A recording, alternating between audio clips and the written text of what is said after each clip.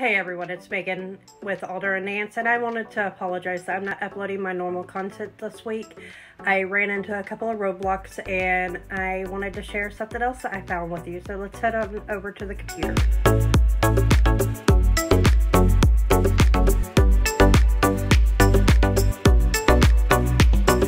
Okay, so I do have several things I want to share with you over here on my computer.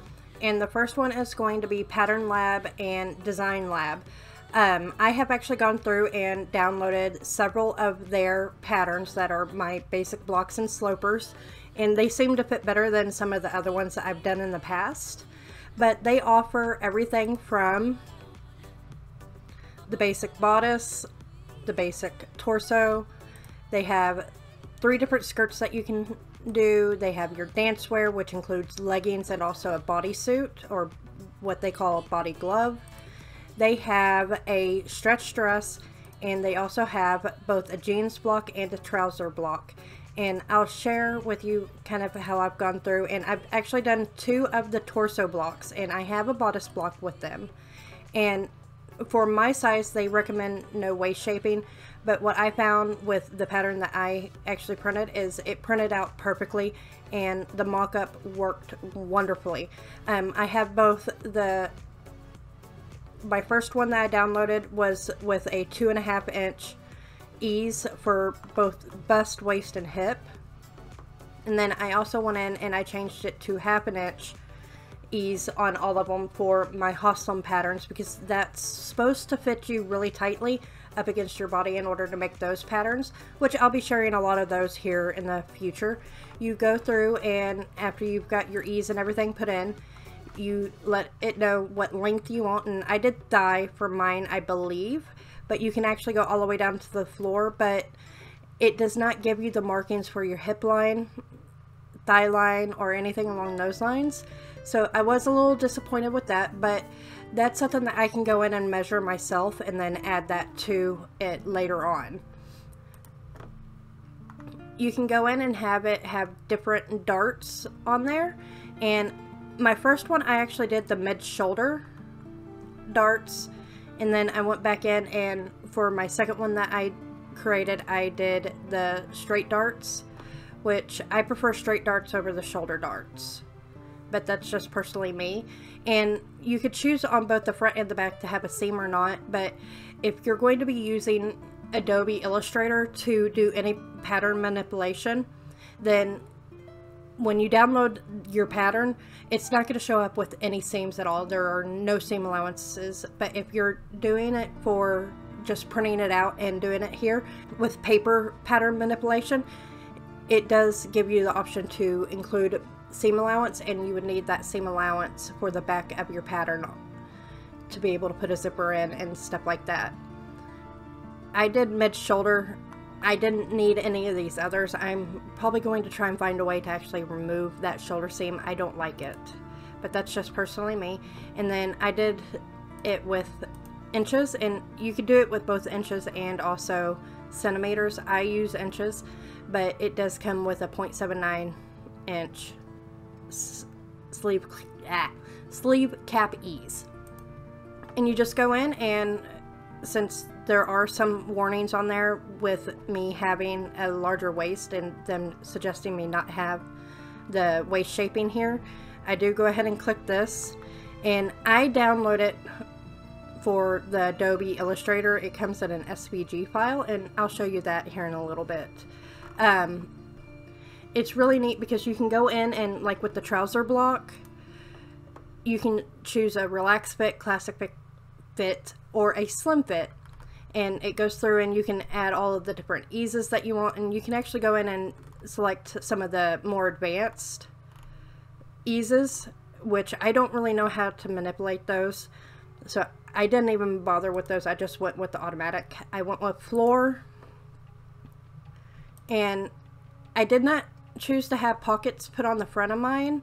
I did the high waist with no pockets, and I did include the patch pockets for the back, and I also did the external waistband with a fly.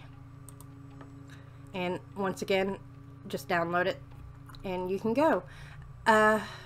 the patterns that I actually did, I did a torso block, like I was saying, with a 1/2 inch of ease. I did the women's trousers. I did the stretch dress, which I did with 50% stretch on there, and you can go in and actually change the stretch for different products that you're using. And then I've got my torso block with the 2.5 inch ease all the way around, and then my basic bodice block with 2.2 and 2.28, so it's the 5 and 6% ease, which if you go in and you purchase all of them through the Design Lab, they all come with ease already built into it. And I do plan on purchasing all of these different blocks, and I'll grade them up, and I'll show you why here in a little bit. But they have all of the different basic blocks for you to be able to manipulate on here. So let me get into Adobe Illustrator. Okay, so they have several different things for you to be able to use, and I've got all of my patterns brought into Adobe Illustrator, and I have them saved on their own cutting board, is what Pattern Lab calls it. And I'll pull up my 1/2 inch ease. So I did go ahead and change out all of their information off of it because I want my name on my own patterns that I end up manipulating. And their boards, you've got your symbol key. I went in and added my notch, my match points, all of this information, because you use the point to be able to manipulate everything. I did go in and change out, because they have the match points and notches as the little circles, and I didn't like that, so I did go ahead and switch it out. None of these patterns, like I was saying, have any sewing allowance, so they teach you to go in and add your own seam allowance and things like that. And apparently I have a cat that wants to say hi too. I did go ahead and create my own letter size template, one for a size run and then just one for my own personal use. And I'll be doing everything with a 5 inch seam allowance. And you can go in and learn how to do this part with the Pattern Lab, and I'll have that video linked up above of how they teach you how to go in and create your own. But they actually have their own template that you can download. I just wanted to create my own, and you can actually, they say to print it to Adobe PDF, but I've learned that if I actually just cancel, if I go in and save as, and then select on here the PDF, and I'll just save that way, I can actually export it directly over to Adobe. So I could save it just like this, and then it's going to open up in Adobe. And when you print it, it's print to PDF. It'll go ahead and add those margins for you to be able to cut off. But I wanted to be able to do that on my own, where I can actually go in and will be able to completely manipulate all of this. See, you can go in and remove everything on here. I wanted to make sure I had all my layers on here, and the way they were teaching, you don't have access to those layers. So whenever I do like a size run of a pattern for everyone to be able to download, I want them to be able to go in and just select the sizes that they want. So you can go in and hit crop page, double click, and then change the page size to letter, and then all, and it will go through and automatically do this part for you.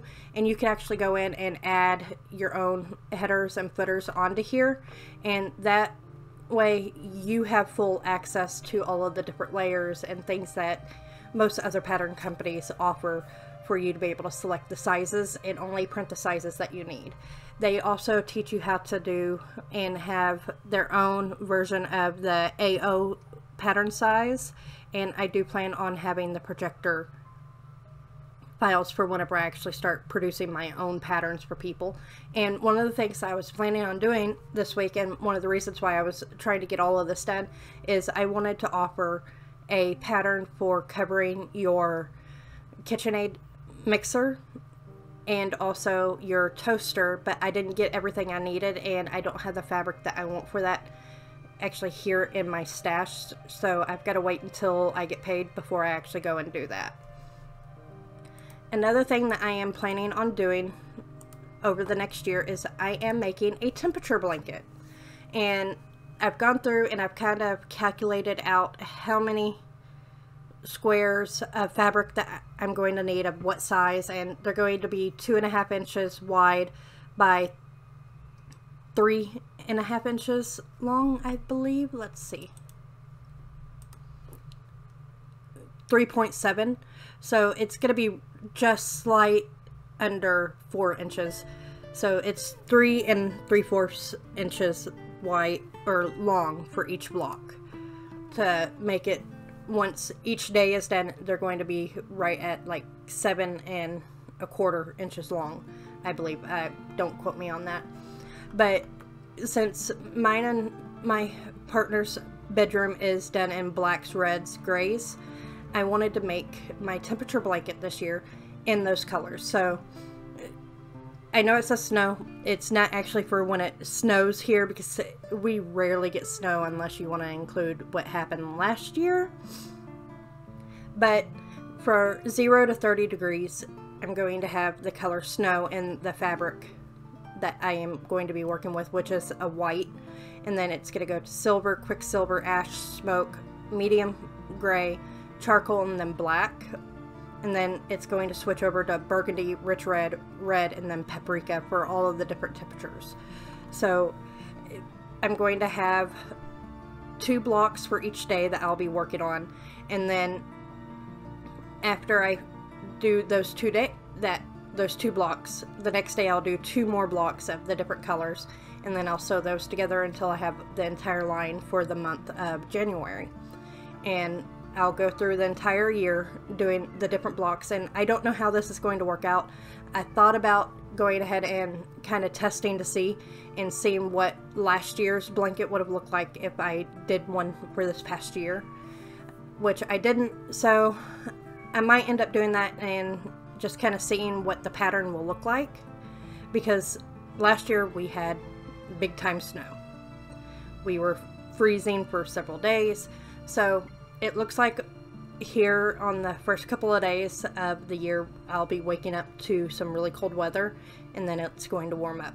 Now on 1, 2, 3, 4, 5, 6 on this day, I'm going to use my Cricut, and I am going to make some little something out of vinyl to actually iron onto that day to signify that that is Skylar's birthday. And in February I'll do a one for when me and James met. Then I'll do one for my birthday, Ryan's birthday, James's birthday, and Jacob's birthday, all within our blanket of everything that special has happened within this year. So anything that special happens, I will signify that with something vinyl actually on the blanket. I know you typically wouldn't do vinyl, but I'll end up doing that at the end of the year after I've got everything ready and it's been quilted. That way I don't accidentally iron over vinyl that shouldn't be ironed over just yet. So I'm going through and I'll actually create another sheet very similar to this with all of the different dates, and that way if I'm a day or two behind, I can actually go back, see the highs and the lows for that day, and we'll be able to actually see what colors they're supposed to be. So that's what I've got there, and I should have a tutorial on making the kitchen appliance covers coming out in my next video, and I hope you all have had a wonderful New Year's, a wonderful Christmas, and I can't wait to see you guys next week. Bye!